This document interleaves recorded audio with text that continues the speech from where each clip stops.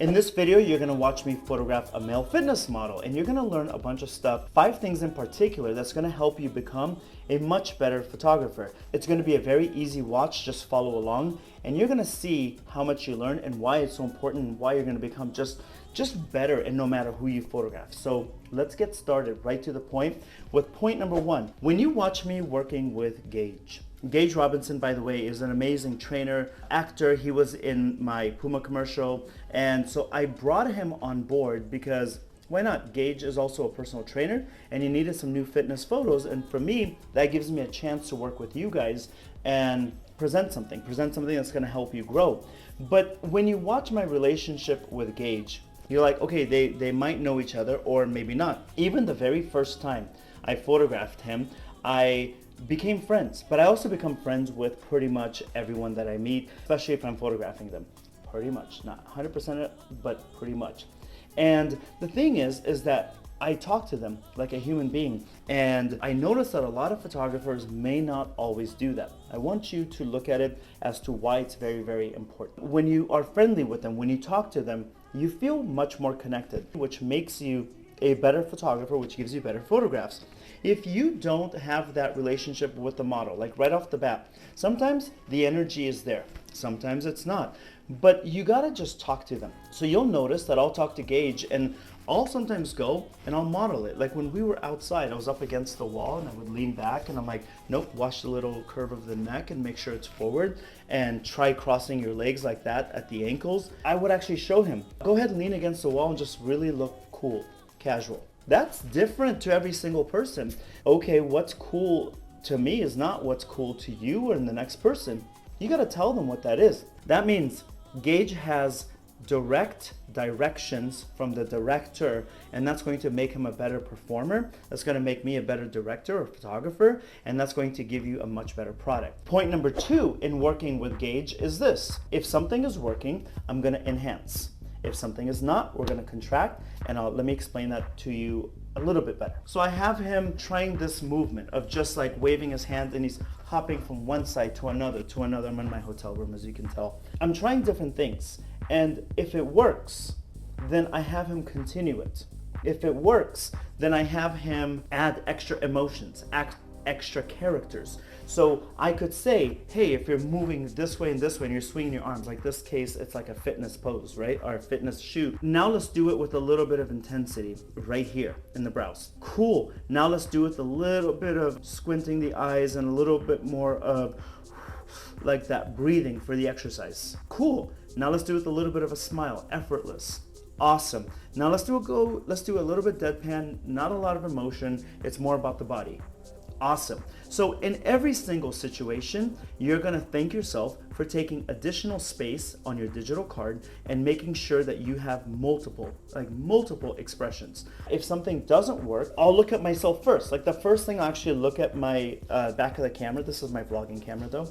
And I'll say, and why don't I like it? So then I'll start going through the images. Is it my angle? Is it my positioning in the room? Is it my lens? No. Okay, is it my lighting? No, it's not my lighting either. What could it be? And then once I find out that it's not me, then I'll go, is it where they're standing? Is it how they're dressed? Is it the hair and makeup? Is it maybe the different background? What is it? Is it the music that's not bringing out the emotion? Let's fix that and let's keep it moving. All right? So point number 3, references. You use them. I use them. Let's be honest about it. But a little story about references. If you're not familiar with my story, probably you're not, I started my career working with Madonna. And that to me is mind-blowing. She's at that legend status. And I got to see her creativity. And I got to see her reference creativity and how she searched for creativity. I got to see just how things transpired. And the team of people that created those incredible images of the tours and record covers and things like that. Then I got to see multiple years later, people use what we all created and not reference Madonna and not reference who came before them. And I always found that to be incredibly disrespectful. And then after I left the Madonna office, I picked up my camera and I became a photographer and a director. And I sat in rooms where they weren't talking about another female pop artist. It was a male hip hop artist, or it was a DJ.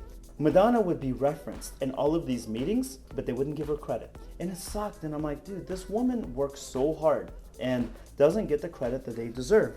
A lot of artists don't get that. I'm just saying that that's not right. I don't like that at all. So I would like for you to get the respect that you deserve. And so that means if you are referencing another photographer's picture, show that. That doesn't mean you're less of an artist, that less creative. That just means you're a reference, and it means you are more honest. Point number 4. I'm gonna stand up for this one. You're gonna see my little microphone right there on my shirt. So point number 4, what will happen is a lot of times people will have the model just pose. Just like pretend you're walking. Just pose. It doesn't look natural, okay? A shirt doesn't hang like this when you're walking. It has a little bit more movement and stuff.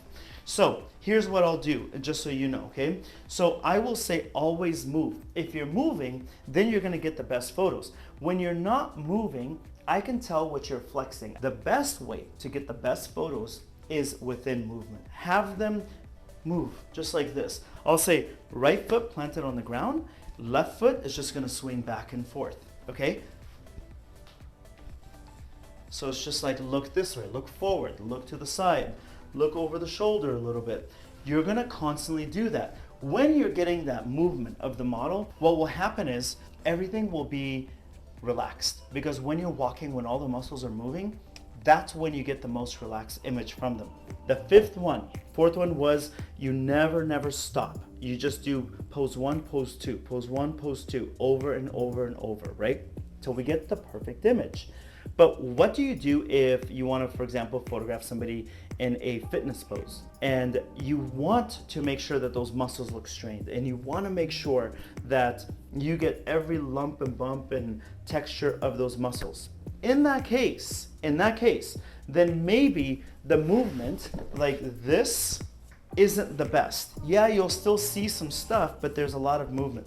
So in that case, you want to prime the model for the peak position. So you're not gonna get the best muscles in this position, you're gonna get it here where the strain is the greatest, right? So I think you guys got this, and I'm pretty sure you guys got this. Watch this video next. This is gonna help you out a lot. Follow me on the Michael Todd beauty shoot. See how I talk to the clients, how I talk to the model, my team, the location that I used, all of that. This video next, it's like just be a fly on the wall for one of my campaigns. All right, my name is Waleed. I'll talk to you in the next video. Thank you very much.